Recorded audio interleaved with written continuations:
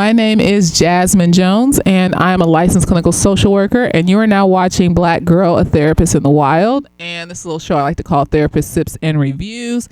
And today we are reviewing Abbott Elementary Season 5, Episode 15, Safety Day, and we are sipping on Hawaiian Punch and Mandarin Vodka. I went to a little burger spot down the way, and they had fruit punch on the menu. And the fruit punch is Hawaiian Punch. It's very warm.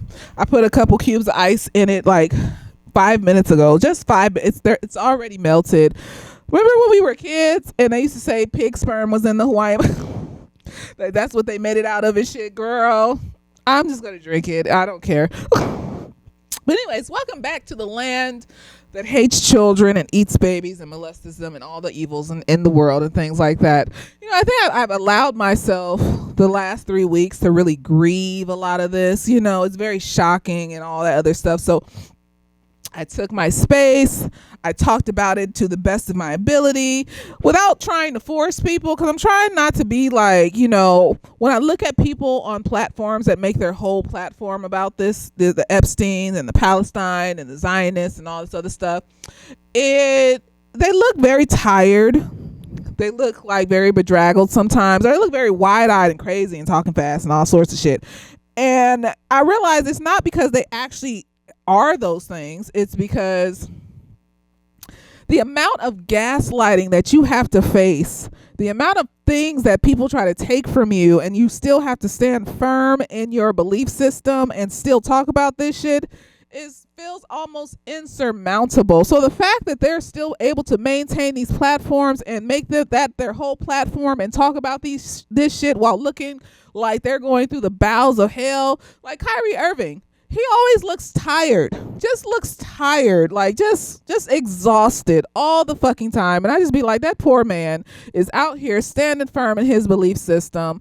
And like, I'm sure he's going through the bowels of hell in the industry that he's in, being gaslit, being disqualified from shit and not being allowed to do certain shit and and it's just I feel like, you know, the fact that he hasn't popped the hell off and just started just screaming in the middle of the fucking street, kudos to him. It takes a lot of strength to stand in your belief system when the whole world is against you. I've just taken the stance that evil does not stop.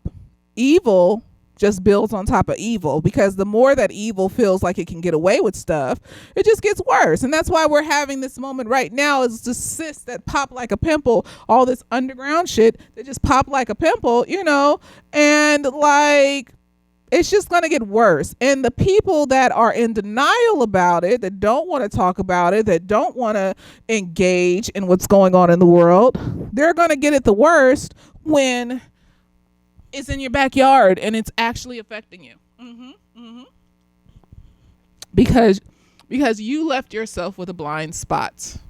And when you leave yourself with a blind spot, anybody can come in and do whatever they want, and you won't see it until it's too late. And that's, you know, God bless. That's your soul. That's not my soul.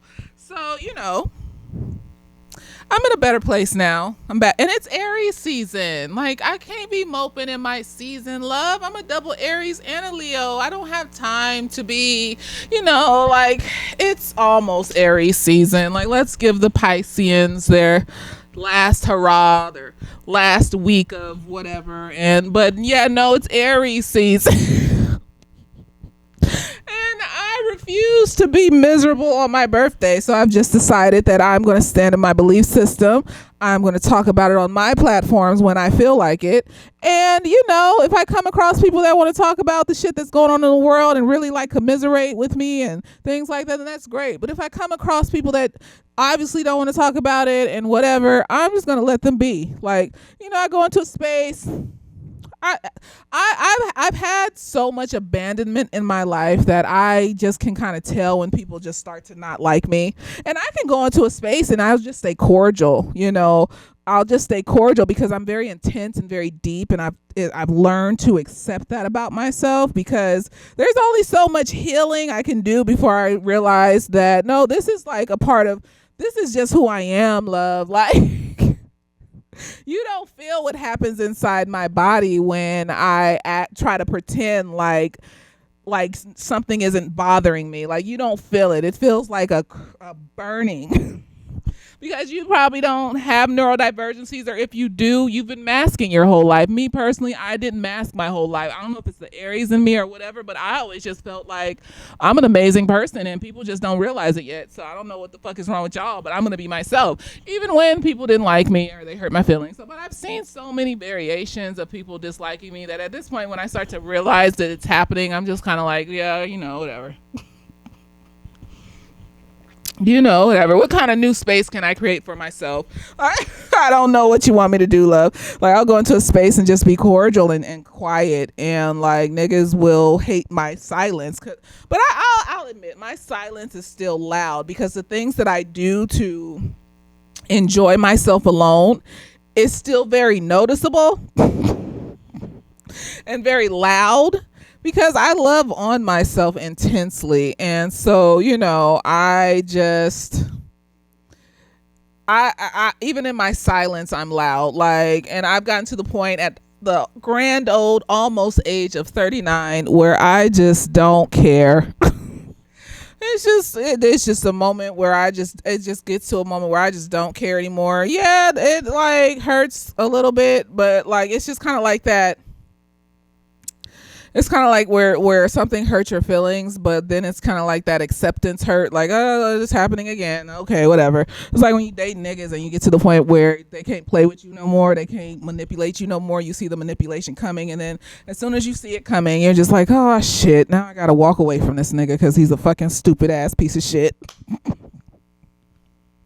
No, it is, because I'm very in tune with my body and with my mind. And so when I feel things, I have to honor the things that I feel, or I'm going to be sick. I'm going to make myself sick. If you don't have neurodivergencies, if you don't acknowledge your neurodivergencies and the things that it makes your body feel, you may not understand what I'm saying. And I can't do nothing about that, love. But for me, it feels like my whole body's on fire, and I'm nauseated all the time, and it feels like my brain is starting to spin out, and I need to find ways to acknowledge these things and honor my truth. And so I'm all about honoring my truth. I don't care if it hurts your feelings. And usually the things that I honor about my truth is it's not supposed to be hurtful. It shouldn't be hurtful to you unless you're a pedophile, or like you hurt people, or like you cheat people, or you manipulate people. So if my truth is calling out lies and bullshit and fuckery and fakeness, if you're not a fake person, it shouldn't hurt your feelings. So if it's hurting your feelings, maybe you might have to sit with that. Maybe you need to process through that why does something that should make everybody angry, why is it making me feel guilty and making me feel like this bitch is talking shit about me? Maybe you need to, and I also get the feeling that maybe people often think that I think that I'm better or high and mighty and things like that. But then I go back to the logic of, I have shit that I'm annoying, I'm weird, I'm random and shit like that. I have flaws. I have things that sometimes I think I'm right when I'm absolutely wrong. And then I will go off into a tangent until somebody says something logical that makes sense against what I'm saying. And then I'll be like, oh shit. And I just talked for like, you could have stopped me in the middle. Like, damn. No, but these are things that you should be upset about, dear. I don't understand why you wouldn't be upset about motherfuckers eating babies and then blowing up them babies over there in Iran. I'm trying to say it like the people want you to say it, because that's how they say it and shit. Iran. Why wouldn't?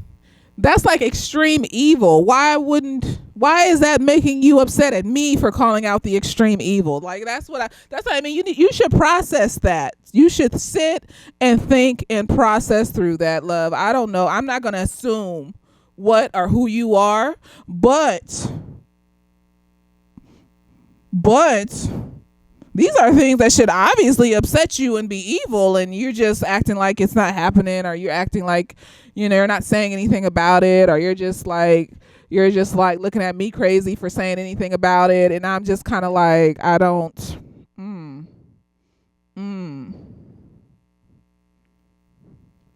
But then I'm the type of bitch that, like, if it's morally wrong, sitting in it feels worse than just dealing with the blowback of whatever these motherfuckers might do to me. Like, I can't sit in it. I can't. I'm not made that way. And people say, like, neurodivergencies, like specifically autism, is like the next evolutionary step. And that's not right to say it because people are really suffering with this disorder and all this other stuff. But, like, the way that I think,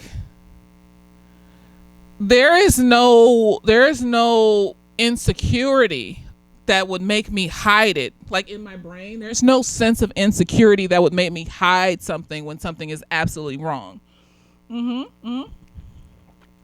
There's no stopgap that most neurotypical people have. I just think it's wrong, and I'm very firm in that it's wrong, and it's wrong.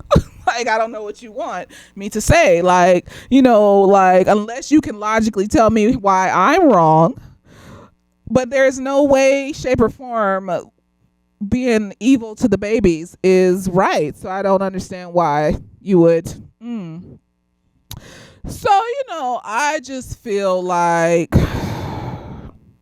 I'm just at a place where I'm just going to keep it to myself with people that don't want to talk about it. And if you do want to talk about it, that's great. But if you don't, it is what it is. But on my platforms, my social media, on my shit, I'm going to talk about it. So, you don't want to watch it. I'm not forcing you to watch this. But the people that do want to watch it, I just applaud the people that stick with me, because those are the ones that I want watching my shit. People with morals and values that think extreme evil is wrong. Like, that's not being high and mighty to think that extreme evil towards children and stealing people's countries and bombing and pillaging and raping people, and there's nothing that's wrong. So I just, So anyways, let's get to Abbott. So they had like a safety day or some shit. And I remember that we had the car incident, like the drunk driver performance that they would have at lunchtime. But that was in high school. Like, they didn't have that crashed car, drunk driver on drugs incident when we were in elementary school. And I don't remember them having people come to class and it was like a whole school situation, anything like that. We would just go to the DARE performance, and each class got to go to the DARE performance throughout the day. And like, that was it. They would just be singing on stage, like, the little cartoon niggas on the television about drugs and shit. Did not make anybody not try drugs. I don't know what. But anyways, these performers come to school, and I was wondering, where's Tyreek, because he was doing this before, but he's on the PTA and he has a little stepson, so I don't know. The PTA is not, you don't get paid money to be on the PTA. So that, as far as I remember, that was his job. He would go around and do the little DARE performances. I forgot what happened. Y'all can comment down below what happened to his little DARE job. I'm going to call it DARE, even though it's called Fade. I don't fucking know. But the niggas is corny. They got the police chief there with, Melissa's little man person. And like, he's doing like the whole fire safety. Then they got the dude from Fade, and he's doing the little like drug situation. And then we got this random black dude that was pissing me the hell off. No, because I don't like when niggas get in my face and tell me what to do, and they're yelling at me, and I keep so much under control when I am socializing and out and about in the world, because I intake so much energy from motherfuckers. Like, I feel energy. I feel tone of voice. I feel body language. And so when you're obviously in my face and shit, like I can take a roll of the eyes, a little smack of the lips, a little look you up and down, and I'm just gonna ignore that shit. As long as you don't talk to me, come near me, bother me, then I don't really give a fuck, bitch. But like, you're in my face, you're screaming at me about these little fucking things, and I'm dead, and I'm not supposed to talk, and all this other shit. Ghost talk. That's what I would have said too. This nigga get up in my face, I would have got up my full 5'9" self and probably towered a little bit over him and been like, ghost talk, nigga. In front of the children? Maybe not nigga. I wouldn't say nigga in front of the children and shit. Like, I did that one time at work. This was in my full neurodivergency self, and I didn't even know the fuck I was. I was talking to this little white girl, a co-worker and shit, and I forgot. And we was in the computer room too, and it was full of people, and I forgot that bitch was white. And I was like, yeah, nigga. She looked at me and she was like, what? I was like, I just turned around and kept typing on the computer and just acted like, so many embarrassing moments in my life that at this point, at the grand old age of 39, I mean, technically I'm still a young person, but like, they keep floating around this term perimenopause, and every time I hear it, I'm just like, is this a sign, Lord? Is this a sign that you don't want me to have children? Is this how you don't want me to be married with kids? And every time I hear it, I be thinking that shit. I be like, shut the fuck up. Shut up about this perimenopause shit, bitch.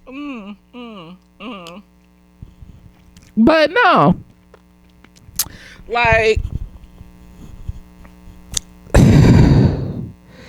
at the grand old age of 39, I just don't give a shit about that embarrassing shit I went through when I was younger. I understand where it came from. I understand my insecurities and my dislike for myself and my attention-seeking ways and my questioning ways and trying to be seen and trying to be heard and trying to be understood. And I just realized that I understand myself.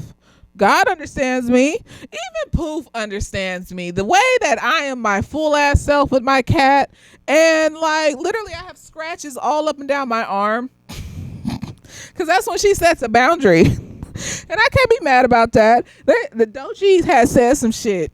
She has said some shit online about cats being like mean and shit. Every cat she's been around, she been mean. And I was thinking about it, and I was wondering, because cats be having little attitudes, but at the same time, you really have to question when cats just have boundaries like people do.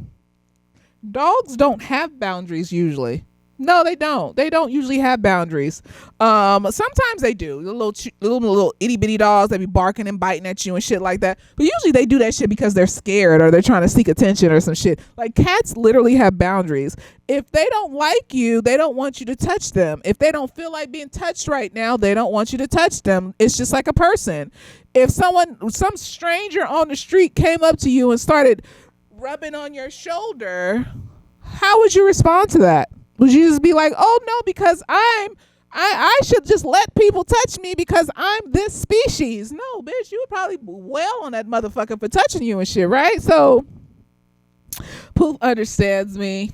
She knows that I need a snuggle. I really do. I be needing a snuggle. But like, she only got a certain amount of time of snuggling before she start.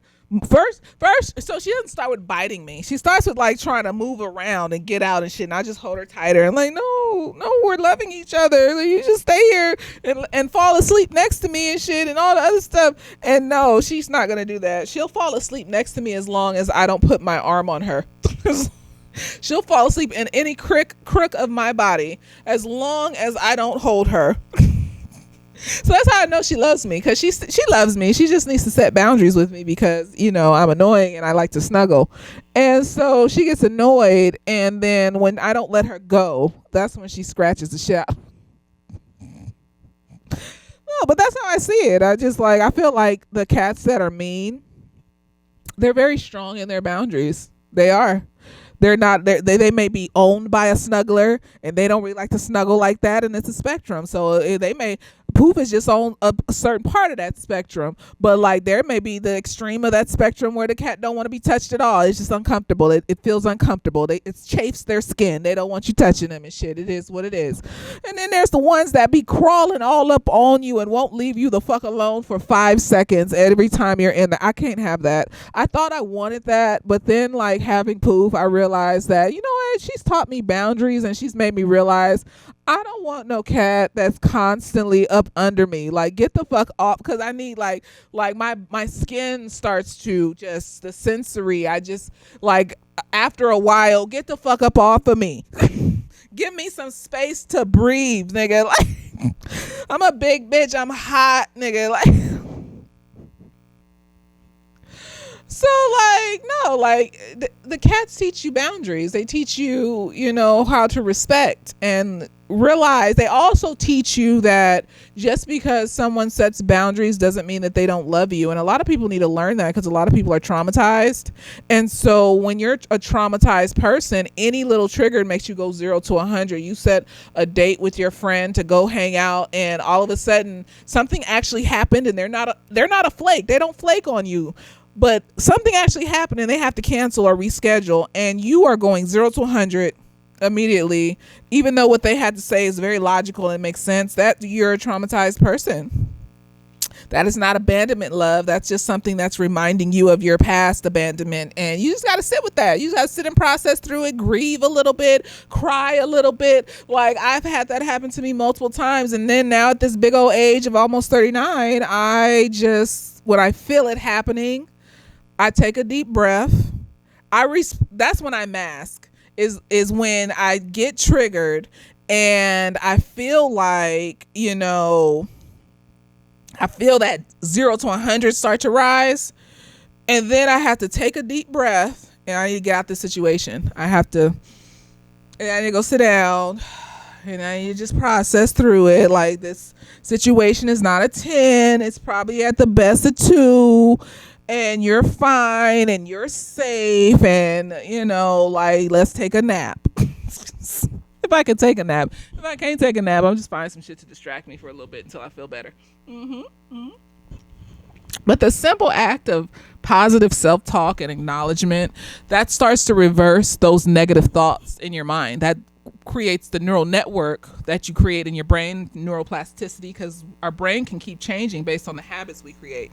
So that changes the neural network in my brain. That starts to create a neural network for me to find peace from just telling myself good things instead of the survival skill habit that I learned in trauma of telling myself bad things. And so the more you just remind yourself that positive self-talk rhetoric will start to be the thoughts that are intrusive, instead of the negative self-talk rhetoric. Like, you still feel the feeling, it still feels shitty because it's like in your nervous system and shit, but like, I'm not telling myself that I'm a piece of shit, or like, oh, you're so emotional, oh, this is why people don't like you and shit like that. I'm just like, oh, this is reminding me of an abandonment wound. Oh God, okay, I need to go take a seat. The abandonment wound was flicked. Oh, shit. Usually it gets better it gets better faster now. It gets better faster now. So it's not so intense. And I can just kind of like ease back into whatever I was doing a lot quicker. Depending on what I'm doing, it might like the abandonment wound being flicked, it might take like 5-10 minutes for me to calm down, if I really can just take some space to calm down. Now, if I have to be forced to sit in the situation with the motherfuckers that triggered me, I'm just gonna be really quiet. I can't, no, because if I open my mouth, reins, just a tight rein on that, because then you're making me mask for longer than I need to when I really just need to go take an emotional shit. Like, that's what it is. That's what it is. That's why you have to acknowledge your emotions, just like you acknowledge your waste. You have to shit it out. So then you're free. You're just like, oh, okay, I took a shit. Okay, I'm good now. Like, what? We're good. We went to a space. We pissed out some tears and shit out some snot and, screamed into a pillow, and now we're fine. I'm great. Something that often befuddles people when they're around me is when I get anxious right before I'm about to do something, I talk mad shit.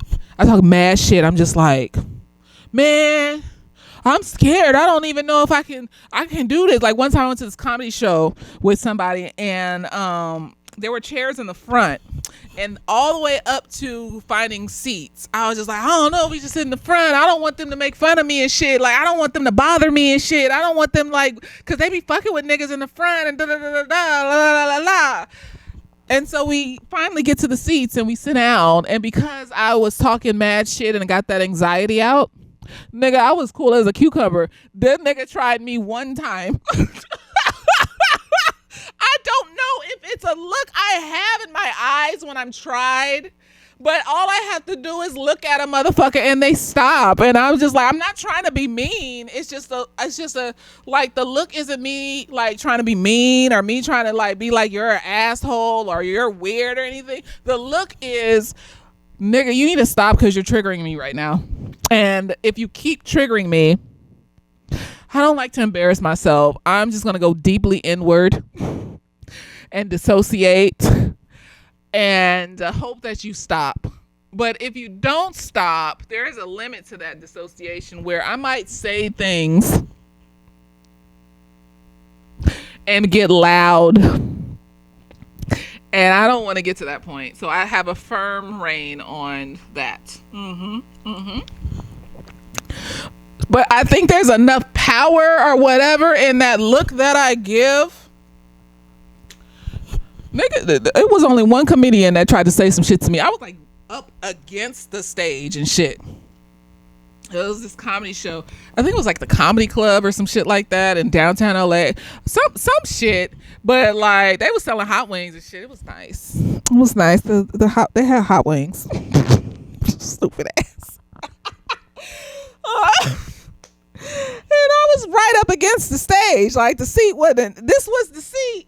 And this was the stage and shit. Like, I don't know if the other comedians saw me, because, you know, I'm sure they're professionals and shit. So they probably scouting the audience, seeing how the audience, especially the people in the front, are responding to other comedians and shit like that.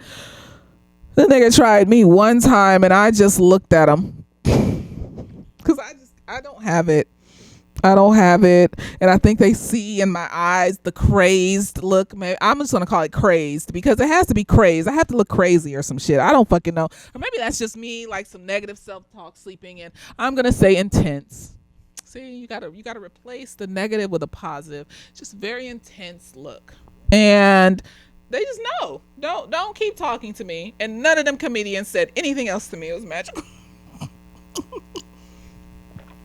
Went to this one comedy show. This seems to happen when I go to comedy show. I was sitting in the front.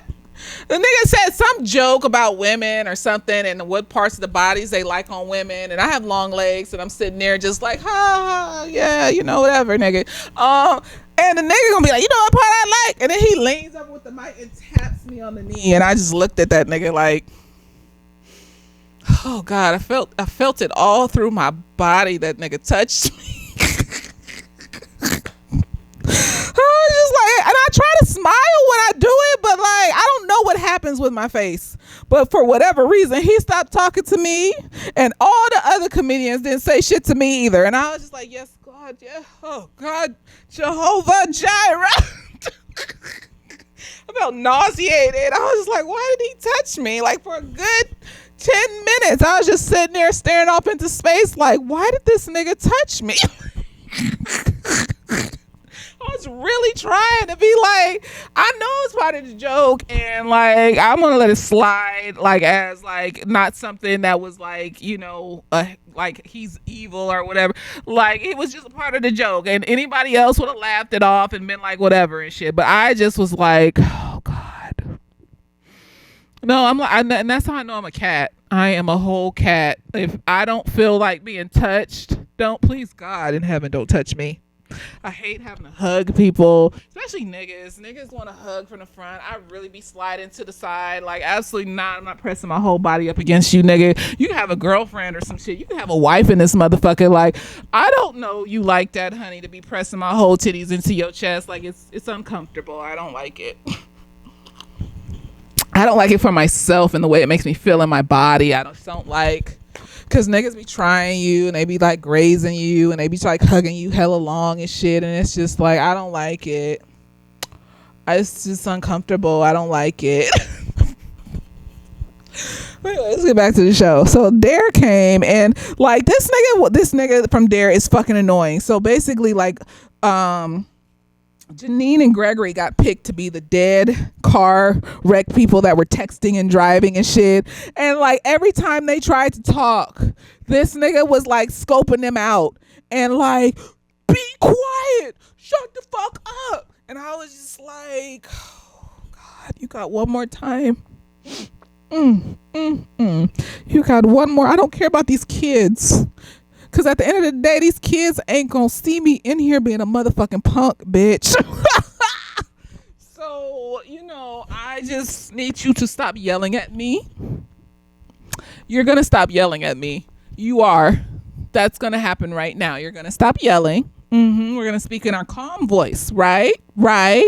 Girl.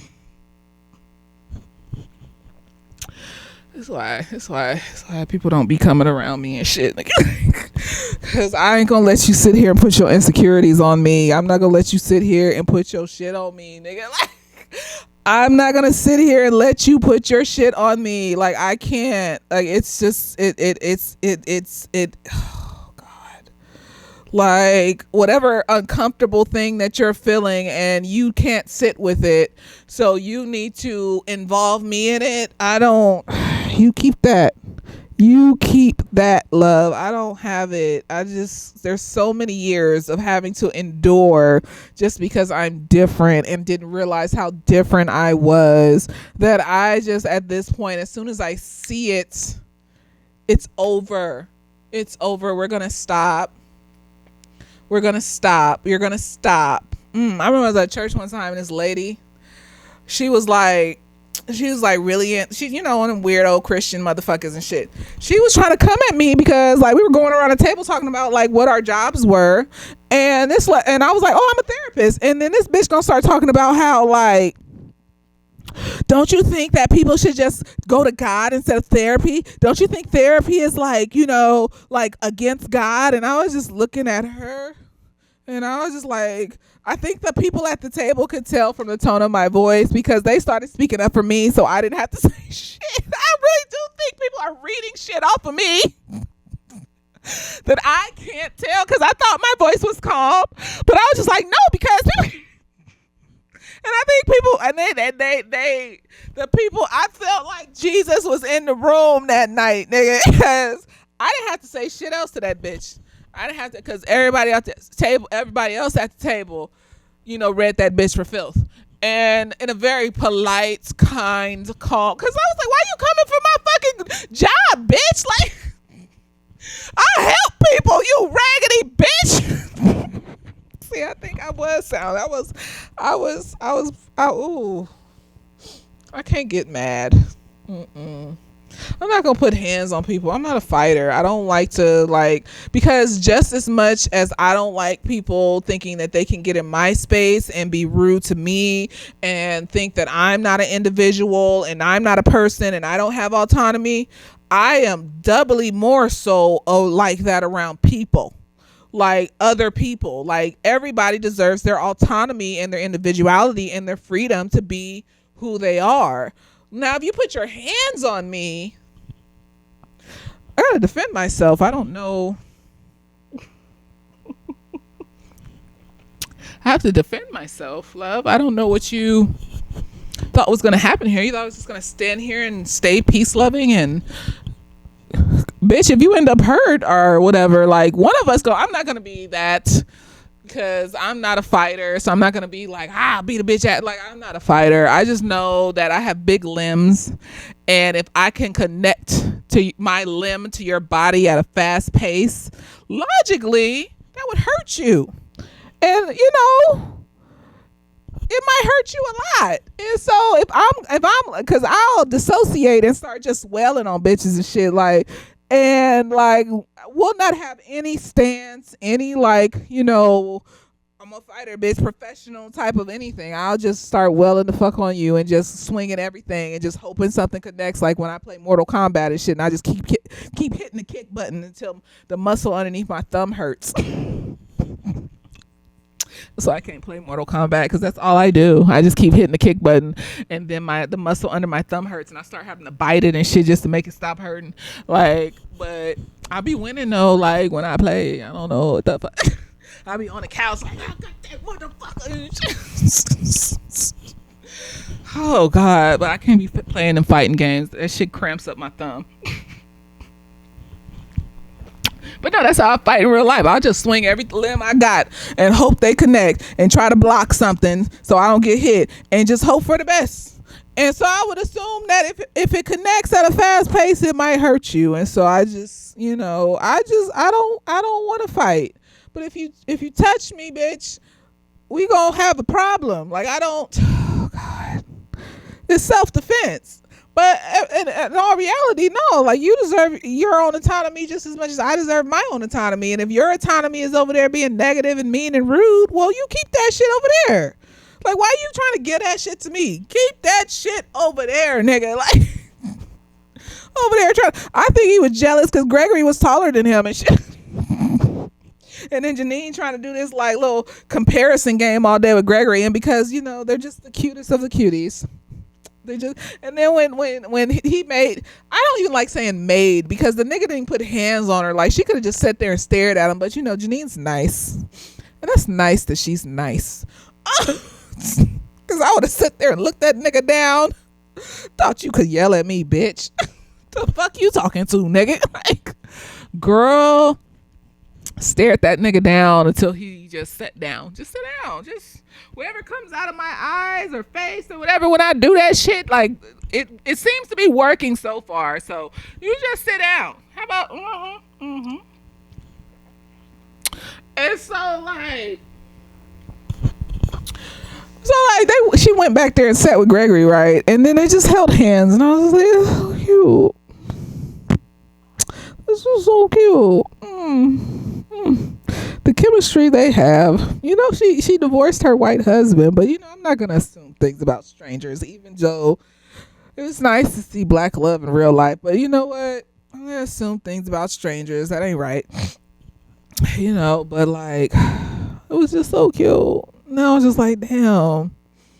That movie with Chloe Bailey and that light skinned dude from Bridgerton is coming out the day after my birthday, and I'm just like, it's so cute. They're just they light skinned, and they're not gonna give us much nowadays. But so this is amazing that they're even giving us this. So I'm just gonna take the crumbs like most black people are wont to do, and just watch these two little light-skinned black folks go out into the ether and fall in love in Italy and shit around a bunch of white people, and just have a little dream, because I think my intensity is going to keep my husband away. I don't know.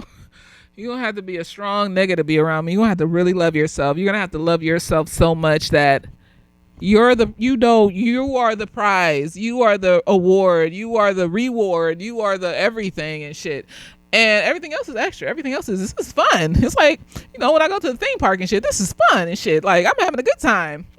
But it's not the end all be all. Like, I'm not gonna give up my soul or my spirit or whatever for it. So but so I can say no to shit too. When I know there's evil or wrongness underneath it, I know how to say no to it, and you can't persuade me any type of way and shit, because I got God. I don't need nothing. And I know people just like, that's so like cliche, and them church bitches be saying that shit and blah, blah, blah. But it feels real to me, and I'm very intense, and I'm very deep rooted in spirituality and who I am as a person, and I just feel it in my soul that I have God. So whatever happens, I have the greatest reward, the greatest everything, the greatest. So like, I would have to meet a nigga that was like that. I've got it out myself. Like, and I'm amazing. Like, I'm really amazing. Like, I've gone to Ireland and climbed into castles in pouring rain, like old, decrepit, broken down castles in pouring rain, and taking pictures and videos and just by myself. Like, I've traveled all over motherfucking place, and not even traveling, just the shit I be doing by myself. The ways my brain connects things and shit like that, and puts things together, and like now that I'm more like present with myself, I can see how it's not that other people aren't capable of putting shit like that together, like in the way that my brain does. It's that a lot of times it's just in a different way. And usually I be following them people on Instagram because they be teaching me shit in just a different way. Usually they've dissociated themselves so much from their emotions and their heart and their spirit and their mind that like they can't access that ability in their brain to be able to put shit together and just connect it to your soul and know that that's an amazing feat, and you that's better than any piece of coin or anything. Like that's amazing, because you looking around and you seeing that most people are dissociating and not accessing that. Look at that Manosphere documentary.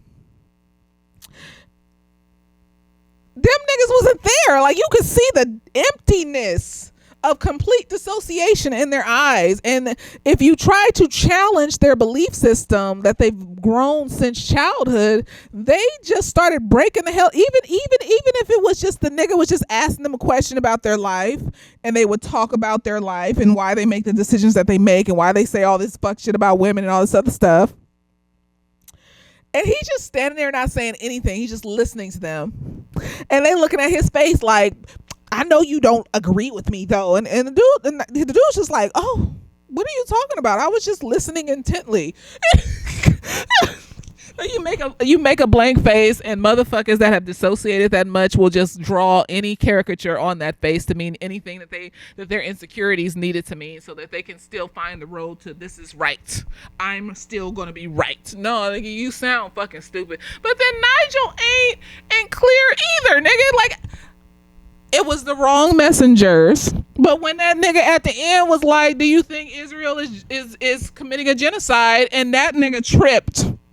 That nigga, well, I have to, nigga, you the same. You dissociating. It's just about different shit, nigga. Like, what is you talking about? You the same as these niggas, bitch. Like, what is you talking about? Girl, get out of my face. And see, that's what I mean, how my brain puts shit together.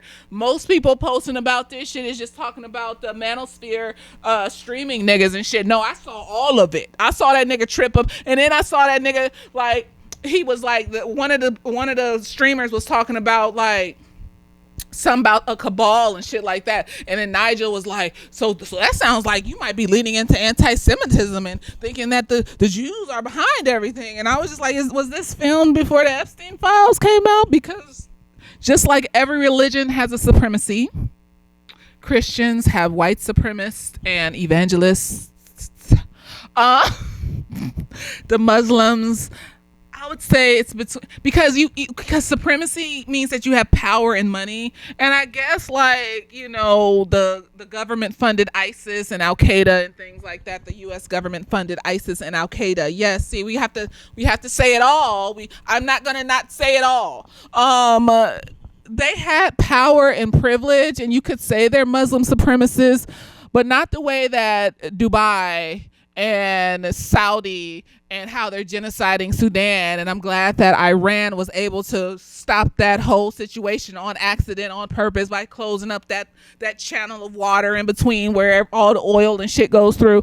No, like, every religion has supremacists. Like, so there's Jewish supremacists, you know, Catholic supremacists, all of them, because rich people use religion as a cover-up to affect people's spirits, because they know people have spirits. You know, if you're atheist, you know, God bless you, and, you know, you have you and stuff, because I accept all people. You know, we all have to find our own journeys, whether we believe in spirituality or not. And so, you know, I want to acknowledge them. As I say, we all have spirits, because there are people out here that don't believe that they have spirits. And so, you know, that whatever you need to believe in it, and if it makes you feel whole, in the name of Jesus, amen. But for me, I believe we all have spirits, and they know that because they're worshiping demons and shit from, like, fucking Genesis, when Moses went up on the mountain and they couldn't wait for him to come back down, so they just started melting gold and making golden calves and shit. That's Baal. That's Baal. They've been, you know, so. Yeah, like, the Epstein files show that the Zionists have been behind they were behind 9/11, all these conspiracy theories. And it goes back to that saying, there's always some truth to stereotypes. There's always some truth to conspiracies. Yes, because it wouldn't be massively spread around like that in that way if it was all a lie. So, like, the anti-vaxxers versus the vaxxers, if people could spread that, the vaccines were good, but then you have these people coming saying that they were bad, because they got these people that look like they got some shit going on saying it. Like these motherfuckers are the wrong messengers to be talking about genocide and Palestine and all that stuff. So when y'all didn't care about this shit until what, the Epstein file came out or whatever the fuck, or you just needed a new focus on and shit like that so you can get followers and shit, like y'all wasn't thinking about that shit when that shit was, so like, no, like, that Nigel's the same as the manosphere niggas. It's just about something different. It's just that he maybe won't like assault women and think that they ain't shit or whatever. I don't know. You don't know how many people in this industry is a part of the baby eating shit. Who knows? But then it goes into like recognizes like. Them niggas recognize that nigga. Maybe that's why. Maybe it wasn't just them projecting onto his blank face and shit like that. Maybe like was recognizing like, and they was trying to pull it out of him and shit, because that's what manipulative people do. But also, it kind of works if you're also fucked up inside and shit. And it eventually came out when they asked him real ass fucking questions. The fact that they kept that shit in is just But nobody's talking about that though. They're not talking about that part. They're talking about the dead-eyed manosphere motherfuckers. Girl, all of it. Nigel's the same. He's just a different version of them. Or he hides it better. I don't fucking know, nigga. Like, so I have a unique brain. And like, that's amazing. Like, why wouldn't I love that shit that I'm able to see all that? Because if I wasn't able to see all that, then I would have ignored what happened with Nigel toward the end around like, the Zionists and all those questions and things like that. And I would just focus on the manosphere people. And then I would have just thought Nigel was this great guy. Look at him going out here interviewing these people and da-da-da-da. And then later on, at a later point in my life, somebody that's just like that nigga Nigel will come into my life and they will bamboozle and fool me into thinking they're great. And you find out a nigga might be like a Zionist or might be okay with eating babies, and you didn't know just because they're Oscar-winning performers. So he slipped up. Did he showed his ass? Did y'all should watch my cross review next and shit. Girl, the way I be calling out these motherfuckers, I knew that motherfucking bitch was lying, but y'all should watch that shit, nigga. I am gonna go the fuck off. And so like, no, nigga, like, that's an amazing feat. Like, that keeps me from getting like some shit happening to me and stuff, like, because it's very hard to catch me up. It's very hard to make me appear like there's something seriously wrong. Like it's very hard to get proof that there is something seriously wrong with me. And see, we knew that you were blah blah blah, just like they be like manipulative people trying to be doing, because they can't believe that somebody could have worked their way through and got to a more purer place than they have, and chooses every day to continue the work to stay in that more purer place. And they're trying to break my choosing. They're trying to break me from choosing to be better. And no, name of Jesus, absolutely not. I can't. I feel it in my spirit. God's gonna come for me. And God coming for me is gonna be so much worse than whatever the fuck these niggas will do. And my soul will rot into nothing, and I would either have to live like that or die like that. And I can't feel that inside of me. It's just so intense. I can't feel that shit inside of me. Absolutely. I can't feel that shit inside of me.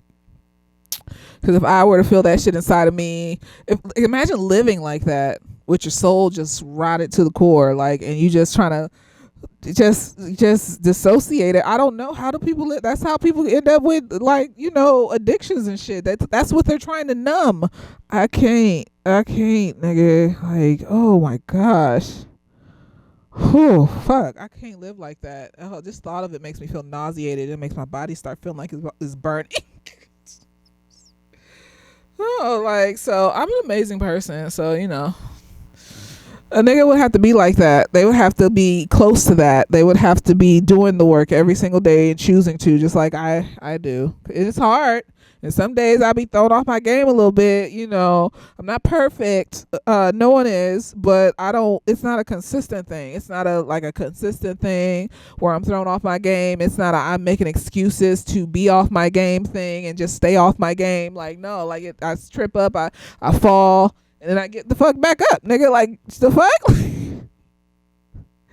And so, I'm just gonna trust in God, and He'll send the husband and the babies and shit. I'm gonna trust in God, cause look what happened with Abraham and Sarah and shit. They didn't trust in God, and then they ended up raping a teenager and shit. You go back in the Bible and you read that shit, Hagar and shit. They ended up raping a teenager, and that's probably why God took so long to give them a baby, because He knew that they had that shit in them and shit, and they weren't doing the work every single day to maintain their baser instincts and confront their emotions and all this other stuff. They weren't doing that, and so but how many of us are? It's very rare. It's so I don't know. I don't fucking know, but I have to because letting my soul rot would feel worse. It would feel so, oh God, I would be walking around just feeling like the evils of the evils all the time. I can't imagine.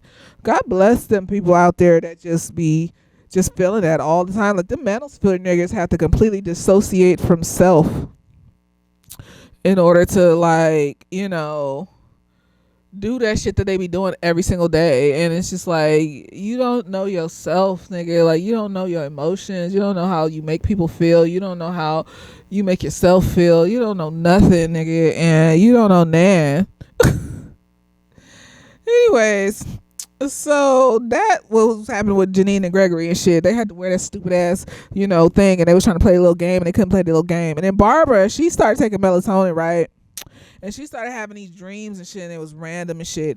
And she started asking everybody what her dreams meant. And I was just like, maybe because when I have a weird dream, I just Google it and shit. But she's older, and like I said in my last video or video before that, one of them, when people get older, they just you want to stay in a place that you feel most comfortable, and especially with technology, because it keeps evolving and changing. I am going to make a point of not staying in the same place and shit, because I want to know when the robots turn against us and try to kill us all or make us batteries like in the Matrix and shit. So, I want to know at that point so I can be in the underground city with the new people that escaped being turned into batteries. And, I want to be there just because that's not reality and shit. Like, that's not your real, that's not your girl. That's like people be saying, we're in the Matrix. Yeah. The manosphere niggas is in the Matrix. They are so far gone inside their head. Was nothing behind them eyes. Nothing. God bless them in the name of Jesus, because that's suffering. That's real suffering. That is, there's just chills up. Oh my gosh. I can't. I just, oof. It's so what was I saying? So older people, I could understand it, but I was just she was going around asking everybody about her dreams. I mean, it was cute because, she's older and stuff. And so she's just like, I dreamed I fell off a cliff. And then I dreamed I was on fire, but I was cold and and I'm just like, okay, girl. And it was so cute at the end. She asked these little kids. I still want to know. It's every single child's guardian parent all set. I just need to know. I just have questions and concerns and shit. Just questions and concerns. It's so she's asked the little kid. So she's upset because nobody wants to listen to her talk about her dreams, right? And she's standing in the hallway just lamenting, no one wants to hear me talk about my dreams, da da da da da. And so the little babies hear her, and they're so precious. They're just like, we'll listen to you, Miss Howard, and then we want to hear about your dreams. And then so she tells them about the falling off the cliff, and the little baby's like, well, maybe you were falling off your bed. And she was like, oh, you guys are because kids are imaginative. They're so, see, that's the type of brain that I have. It's imaginative. It's imaginative in every area. Like there is no limit to my imagination of what could possibly be and what could possibly not be. Like that's why that's also why this shit with the Epstein files and finding out all these famous people and all these government people and the world is fake and all this other stuff. It's just like that was an area my brain could not imagine, that level of evil that people would just propagate and just like be attached to or know about or interact with or rub elbows with, when I'm sitting over here trying to just maintain peace, because if I even slightly feel my soul about to rot, I feel like I'm going to throw up. Like I just feel like I'm going to throw the fuck up. And so, it's just another area of growth. Horrible, jagged, upsetting growth. It tears you from the rooter to the tutor. And it's so intensely painful. And God, I don't think I could have ever imagined that people could just be that evil. Everything else is possible, but that level of evil, like you got abusive motherfuckers in the world and some evil people scattered about and some Jeffrey Dahmers and some Ted Bundys and shit here and there, but like all the niggas that be on the TV, all the niggas that be in the government, all the niggas that be in the movies, all the niggas. Excuse me? Oh God, I feel nauseated. I just and nobody cares. Like nobody's reacting. Everybody's just like, and so then you walk around with this fiery feeling all over. And you gotta act like you're not on fire. And everybody else is doing it just perfectly fine. They just, I'm just doing this and I'm going, oh, they always been eating babies and like it's not a big deal. And I'm going to do this and you should feel good and not sad. And I'm just sitting here like, excuse me. And now I really feel like I'm an alien in the world. Like, I really feel like I am an alien. Before, I would just say it just jokingly. Like, I'm a little different, got disability or some shit, some mental stuff. But, I'm pretty much like most people and shit. We still the same people and shit. But no, nigga, I feel removed. God. I feel removed from the world, from the earth. I don't know how to deal with this shit, nigga. Like, I feel completely removed. Is this what? Oh my gosh. And like, I see like people, they ranting online, they doing blah blah blah, but like, I see why. Because it's like you feel so removed that you just screaming into the ether just to hear somebody scream back. Somebody that won't make you feel like you're fucking insane and shit. Oh God, I feel nauseated. Like and so no, this shit is fucking me up, nigga. I can't even. I don't. So, I don't know. It's just the kids be imaginative and it's beautiful and we all should retain that type of imaginativeness, but like life kills it slowly but surely. And maybe like depending on what you go through in life, just like I wasn't aware of the unlimited imaginative things evil could be, maybe other people be unaware of the unlimited imaginative things that goodness can be because of shit that they went through in their life. And so that's what creates the evil, and it makes it unlimited because people are unlimited because oh God, them little babies were so precious. In the name of Jesus. How do you live like this? Like that's why motherfuckers be doing drugs and having sex addictions and all sorts. Or they just give in and just be like, well, this is just the way the world is. My soul is supposed to hurt all the time. They burn it up until there's no soul. There's nothing. It's just empty. And if you, but it's like, maybe it's not no soul. It's like their soul is so lashed up in like open wounds and all sorts of shit, like that any slight touch of it and they crash the hell like them niggas was trying to do on that show. I don't know, girl. But Nigel was the same too. It's just about something else. It's just about something different. He picked the area of imaginative things to limit himself around and say, no, like, what are you talking about? Shut up. And that's a complicated. No, it's not. No, they flattened Gaza. It's gone. Like, it was looking like LA and shit, nigga. They flattened that motherfucker down to nothing at all. You don't do that to a people, girl.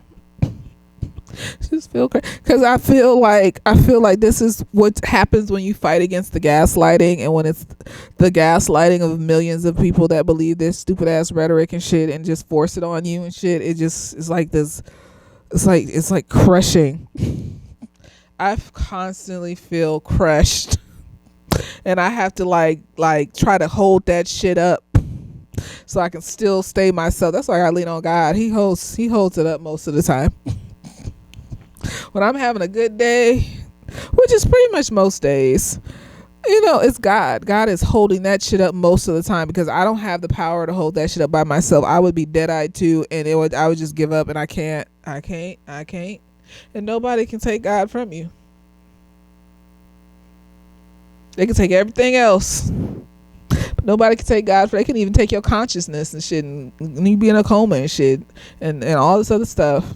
They can't take God from you. So I need it. I need God. And so what else? Jacob is growing some cojones and shit, nigga. Like, I was just like, so he wants to be the district something, council something, whatever, or no. He went to a meeting to see the person that's running for it, and it was only one person running for it, right? And it was like only one other person there, and he realized that like she didn't know what the fuck she was doing, and it's people like her that that help to be the cog in the wheel that leaves these children behind. And he was like, absolutely fuck not. So at first he was gonna ask Janine to do it and shit, but then Janine had the silent treatment vest on, and she was listening to that raggedy nigga. He needed to figure it out for himself. He needs to figure shit out for himself more often. And so he figured that shit out for himself, because I never said it, the nigga was a dummy. I said the nigga didn't like himself. Which limits your ability of imagination, and limits your possibilities. The more you don't like yourself, the more you limit the possibilities of your imagination, and you stop yourself from doing shit. Like, there are no limits in my imagination of how to safely and positively handle my mental health. Like, there is absolutely no limits I will go to safely, and I won't stop, because I'm fixated on making sure my mental health is first and foremost, and that I'm taking care of myself. Because if I don't, then I will start limiting my imagination and thinking that I have to put up with certain shit and end up in some fucked up place, rubbing elbows with fucking baby eaters and shit. No, I don't want that shit on me. Like, I don't want that. Like, just I don't think I would go so far as to hurt children, but like I could see myself going to a place where I would just like, just to get ahead and shit like that, because you can be brainwashed into that type of shit.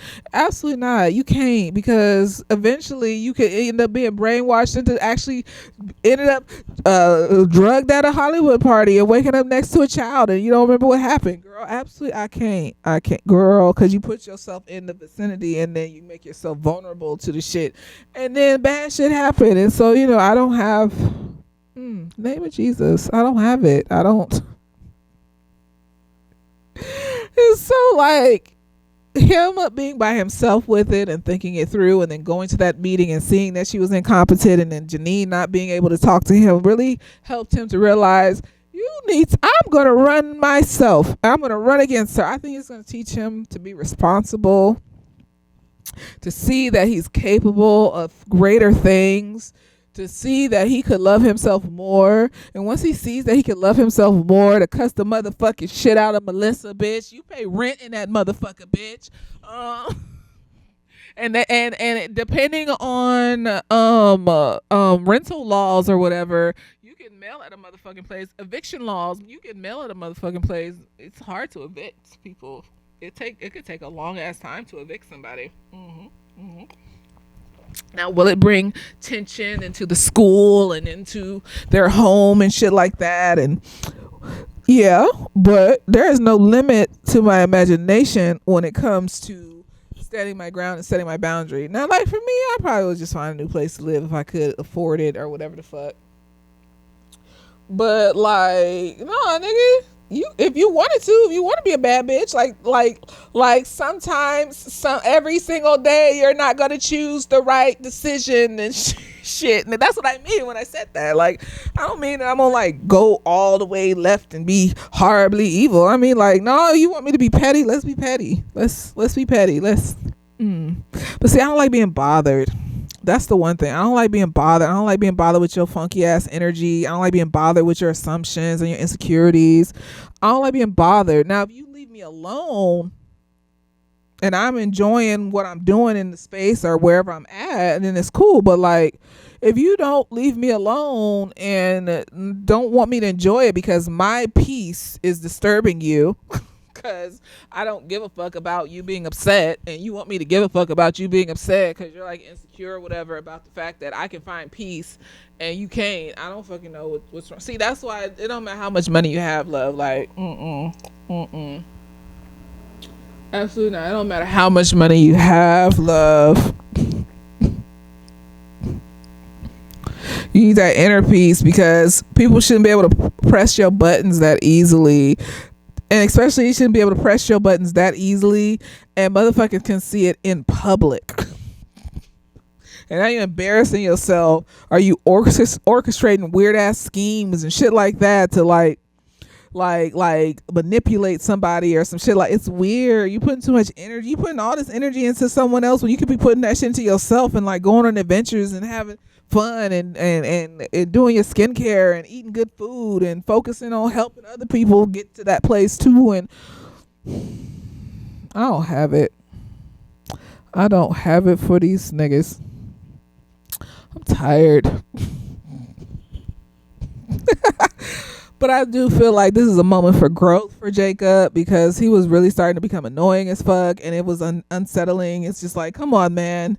You have more character arc than this. They need to write more character arc here, because you need to evolve from this, because this shit is fucking annoying. Like, you're smarter than this, and you could challenge this stereotype or whatever the fuck this is that they trying to put on you, nigga. Like, so I'm excited to see the evolution of this, and I hope he don't gotta cuss Melissa out, but just like when Janine like told her mom that she didn't want her to come to her birthday, fuck you, bitch. I just need to see that type of moment with Jacob and Melissa. I just need to see him be like, no, we have a guest room. This nigga can sleep in the guest room. Just that. Just a simple, firm voice, eye contact or whatever. And you don't have to make eye contact to be firm. And, you know, Melissa's like, oh, okay, I get right. Why is this nigga sleeping on that couch with plastic? That's fucked up, bitch. Girl, see? So intense. The intensity. Stupid bitch. Oh, gosh. Okay, so I'm excited to see where this goes with Jacob. I'm excited to see an evolution here. They're not leaving him at the same place like they do the token black characters in the white shows, like in The Office. I didn't watch all The Office, so the black character may have evolved a little bit, or medium, but from what I've seen from other shows, the black character just kind of stays the same with the same issues and shit. The token black character, like throughout the whole show, like they barely evolve. Like, oh, they got a divorce from their wife, and then you got a whole episode of them divorced from their wife, and then their personality just kind of bounces back after a couple episodes of them being divorced from their wife. Like, But to see an evolution of a token character evolve into like something more, the evolution of their personality evolve into something more, like you're including everybody in this evolution. You're not just leaving these people the same because that's how it starts to get annoying. That's amazing writing. Amazing. I give kudos and flowers, because that is an amazing writing. to even be that that's how you know there's people of color that are being considerate here, because we include everybody. It's inclusion. This is inclusion. Now, should there be trans people on this? Yes. That's what I'm gonna say. Yes. I'm not gonna make any excuses at this point for anybody. There should be, but I'm gonna still watch the show. So, but yes, yes, there should. Yes. Let me see. Oh, and then Melissa.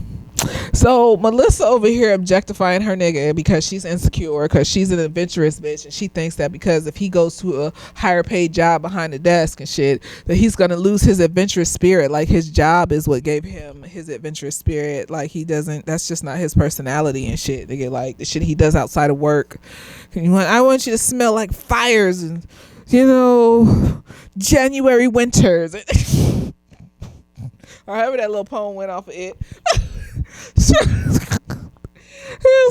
like she's just like, I guess if you getting a raise or whatever, nigga, like, and then she goes to Barbara, and Barbara's like, that's a good man, Savannah, and that's what she said. She said, that's a good man, Savannah.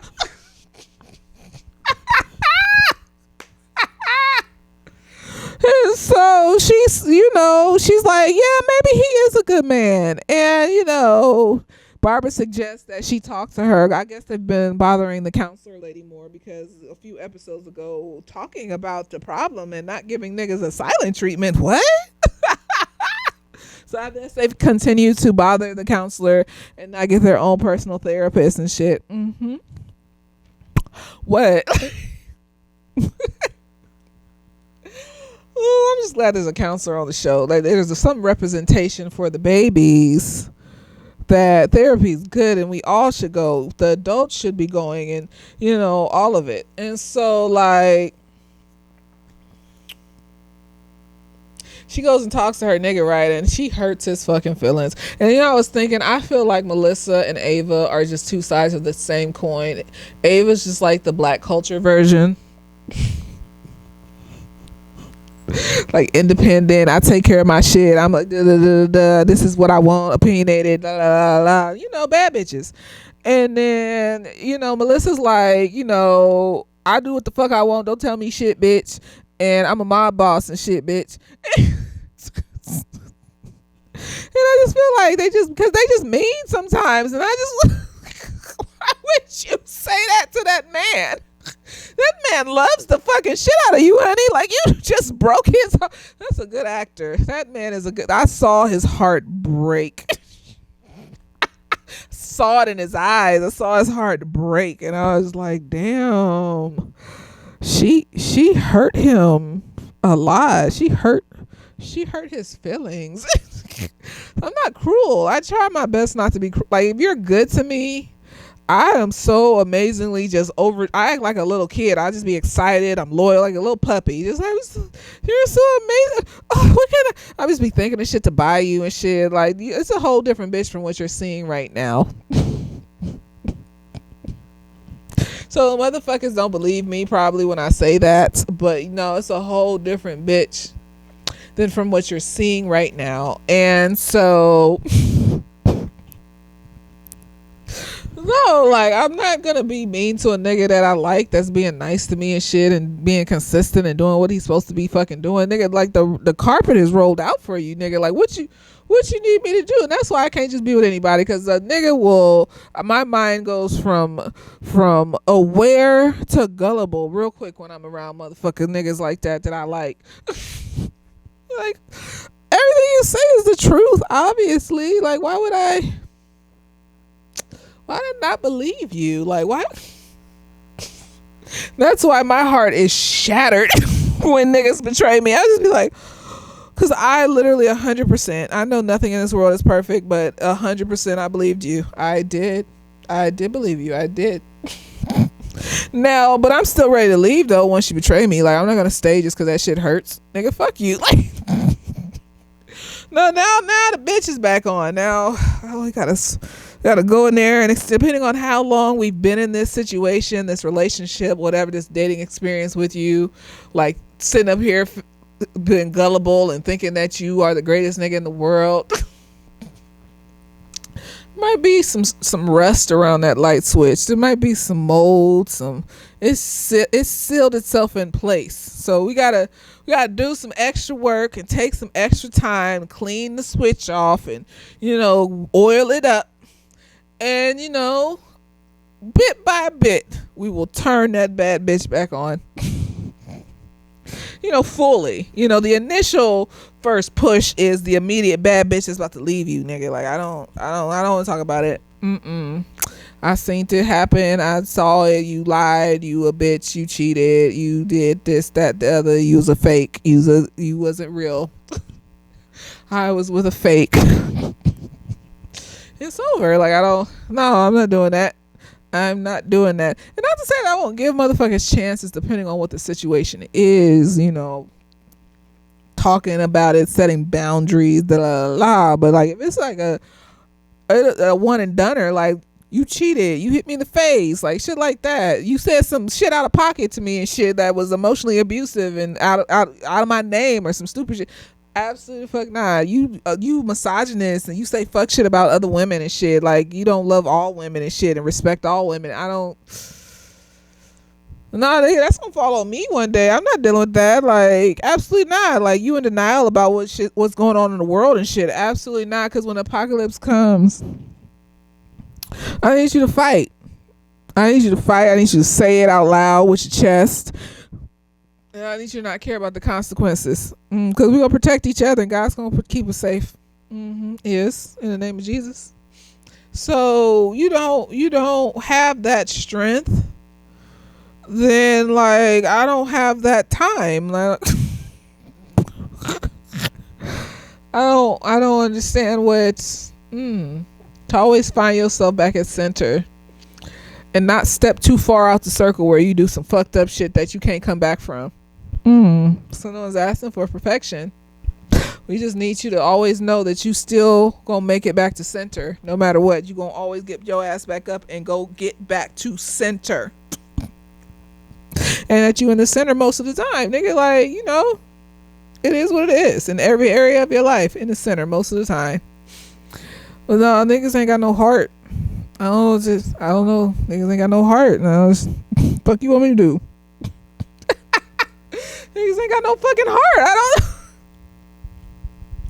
But she got a nigga that is portraying himself to have heart, and I just feel like, bitch, stop being mean. Like, what's wrong with you and Ava? Just sitting up here letting your insecurities out all over these motherfuckers and shit. Evolve. Come on, let's evolve. And so she went and talked to this nigga again. And he was still with his heartbroken eyes. And then she explained where she was coming from. Trauma, all sorts of stupid shit. I don't want your wild side to go away. And blah, blah, blah. Why would you think me having this job means that's not my personality just in general and shit? And get like... And so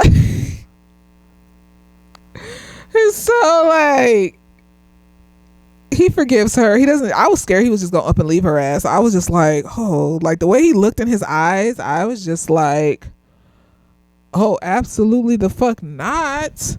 With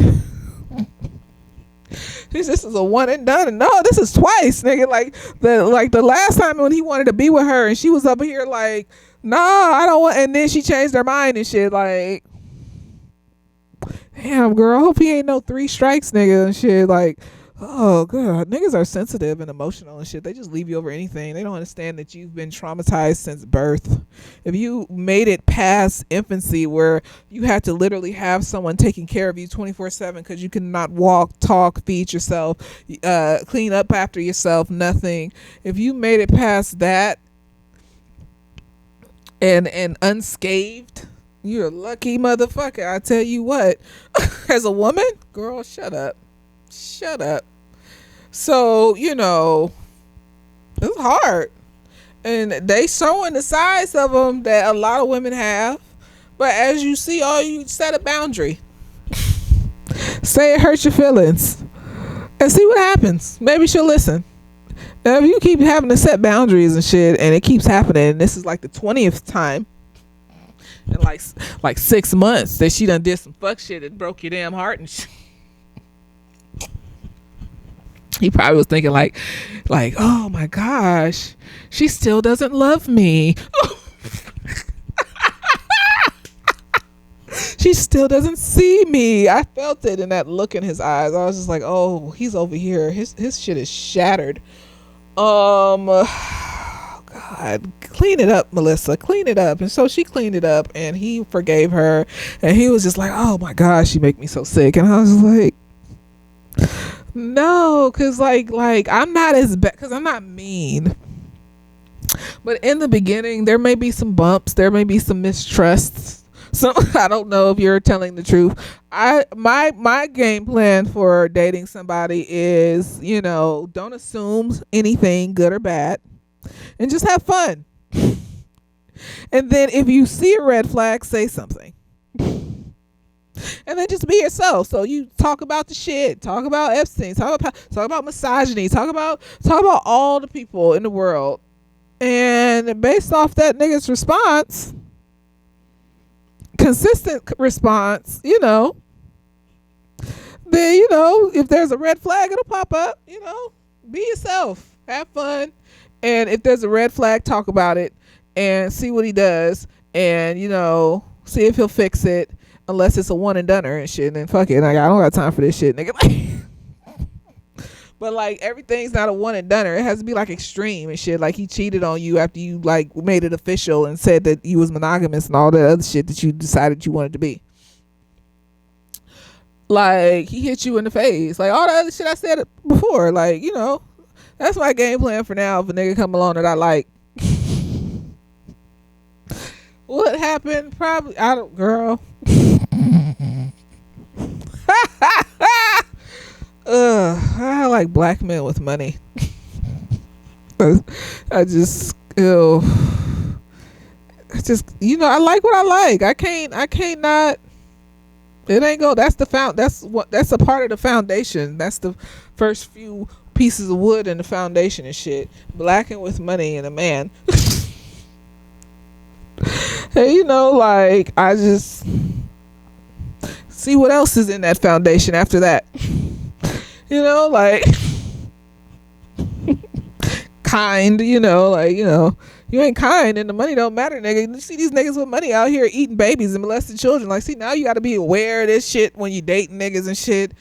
Oh God, not even just worried for yourself. Are you gonna like say some fuck shit to me? Are you gonna try to rape me? Or are you trying to murder me on this first date? Like, the one of them bitches went out on a date with this white man and she was black, and she went out on a date with him, went back to his house. This nigga cut up her body into pieces. Girl, the hysteria that's rising up out of me. I just, oh shit.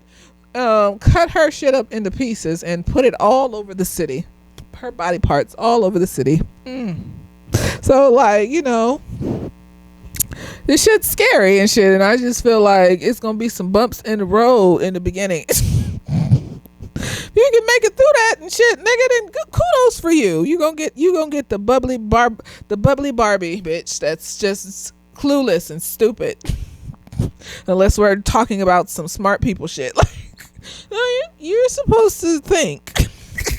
I mean, I think, I'm not, girl, I'm an Aries. If I see some shit that looks stupid, I'm gonna be like, so like, that's your friend? Oh, like, you like him? Like, you like y'all like are besties? Like, and then based on the response, cause niggas be clueless about trifling motherfuckers that be around them because the limits of their imagination are limited. Like, my imagination around evil wasn't that limited.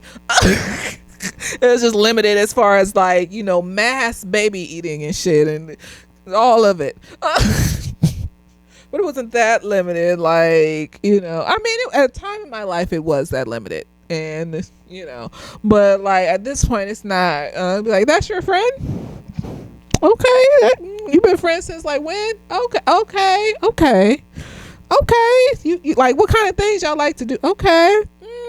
That's cool. That's cool. Don't ask too many questions about the friend, because then he gonna think you trying to fuck his friend or some stupid shit. Because niggas are, sensitive and emotional and shit. And so like, and then I'm just gonna watch, and I'm gonna wait till the friend does just enough of the patterns before I be like, so like, this the third time that I've been hanging out with you and your people and shit, and your friend is over here calling you out of your name and shit, like, or your friend is making like suspect comments about like, like the shit you buy and how much money you have and all this random shit. Like, that's your friend? No, because you gotta let them come to it. You just ask questions like you're stupid. Like, okay, that's your friend. You just plant a seed with those comments. Just plant a seed, and then like when the nigga like wreck his car, like, I don't know, kick his dog or some stupid shit, or steal from him. Niggas be stealing from each other and shit. They just be getting in, stealing. They'll be just like, oh God, that was your friend, huh? Wow. I'm sorry he did that. Like, y'all gonna still be friends after this? I think you should take some space too. Yeah, you should take some space too. Like, maybe y'all should take some space from each other and shit. Like, you let him say it though. He has to say, I'm gonna take some space first. And then you be like, yeah, and then you say it back to him like, oh yeah, maybe that's a good, because he's done a lot of stuff that seems just kind of upsetting over time. Like when that time you had to get together and your mama was there and he got drunk and like, was saying some uncouth things, and that's your friend. Maybe you should do like you said and take some space. Yeah. That's what you do. And then you wait and see if he can figure out the rest for himself. And then that lets you know that that's a man right there. Because you're going to have a level of teaching to these niggas, because the way that they were socialized, that's as much teaching as I'm willing to do. Like, that's as much, like, you need to be self-aware, nigga. Like, and then you let him cry on your shoulder and be all upset because, he lost a friend and he got to grieve and all the other random shit. So niggas be, going through shit just like us. They got emotions. And then you move on, and that's no longer your friend.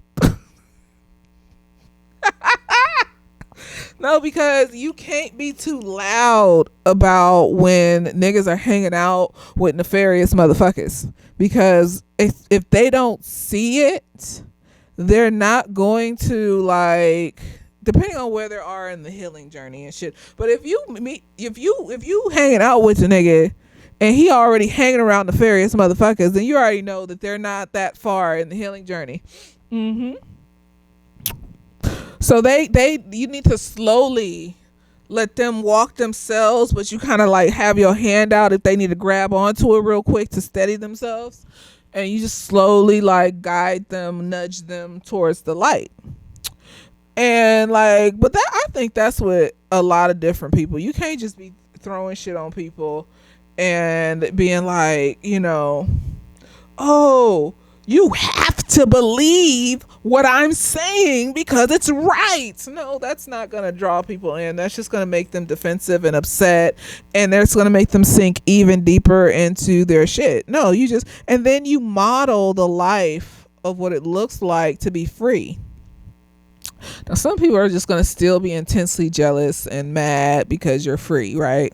You do what you want, you say what you want, you live how you want in nice, positive ways. Like, you're not an asshole. That doesn't mean being an asshole. Freedom doesn't mean being an asshole.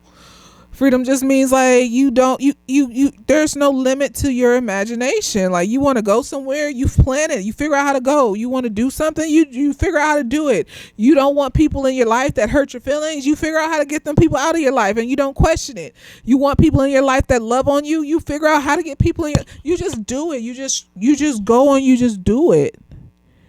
And like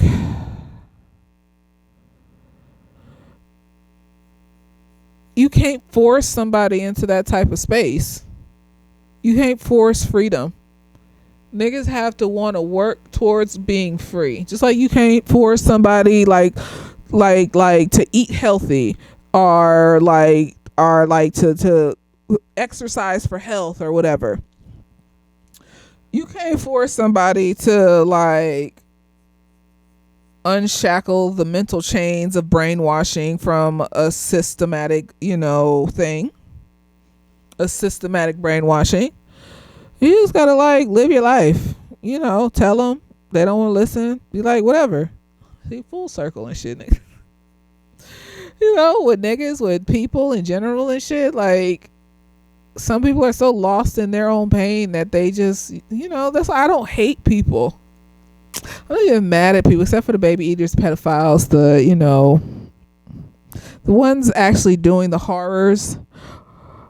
And then it depends on the degree of separation of the other ones that knew about it. It depends. Like you was in the same room where they was touching on the babies, but you never touched on the babies. Absolutely the fuck not. Versus like you was at work and you heard rumors and shit.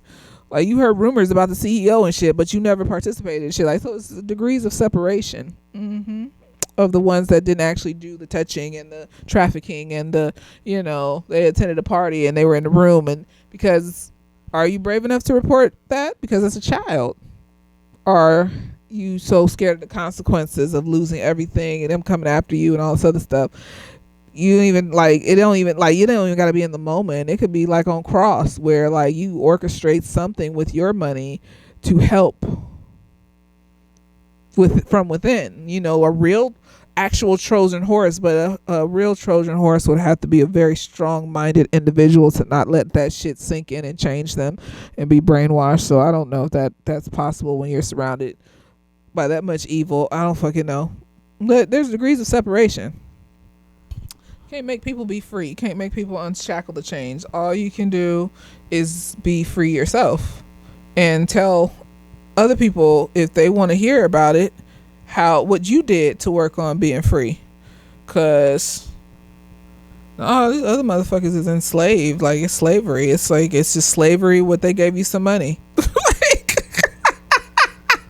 This is slavery, but I'm talking about the black folks involved. Like the white people, I would just expect this from a culture that has epigenetically passed down sociopathy and narcissism, because of conquering and destroying the world is trauma. And when you continuously traumatize your own people via conquering and destroying the world in various different ways for centuries, the epigenetics of that is going to be narcissism and sociopathy is being bred into your people. And not to say that all white people are that, but the ones that are fighting their way to the top and don't care who they step on to get there and are our president now, and the eat babies, and I would expect, sad to say, it's not something that I wouldn't expect, but the black people, my people, that's the hardest limit of my imagination to step over. I think that's why like a lot of black folks have trouble with like letting go of like Chris Brown or like R. Kelly or Cosby or Michael Jackson. I don't care what you talk. I'm not pedestalizing anybody. It's weird behavior to have all them kids in your house and have them in your bedroom and all this other stuff. Like, you saving the children. I don't care if your bedroom's a penthouse or whatever suite. They don't got to be in there. That's weird. It's weird behavior. And I believe the children first. I don't care if you say that, they were coerced into. So, believe what I want to believe. I'm not forcing you to believe anything. But no, like, those are like I can see why people have that cognitive dissonance. I can feel it in my mind. I think that's what I'm struggling with, is climbing over that wall of cognitive dissonance is so hard. Because a huge part of me wants to be like, not my black people, not the people I was birthed from, not the people that. But then it's like, maybe I was pedestalizing blackness too high. I mean, I knew we was in some shit, but it was always just like one person doing it. Like Diddy was one person doing it and shit, and we didn't hear nothing about him eating babies and a chorus of children. And R. Kelly was one person, and all this other stuff. But like to know that it's damn near all of them was aware or was a part of it or who knows what, and it's just I just feel nauseated. I just don't want to. I don't know what to tell you. I just. I struggle every day to climb over that cognitive dissonance because I will not be blindsided and falling into some bullshit, and I will not let my soul rot. Like there are things that I do that are probably fucked up and shit, but like nah, that's another level of shit. Like that's I can't. So, but I recognize you can't force people. You cannot. You look crazy trying to do it, and like they ain't gonna listen. They ain't gonna listen because they need that. They need that glass shelf to stay in place until something shatters it. So it's something about Iran's gonna send a false flag, and then the dude from Iran is like, no, we're not. Iran is 7,000 miles away. What are you talking about? What false flag? The fuck are you talking, girl? So basically, our government is gonna pull a 9/11 and blow some shit up. I don't fucking know. I just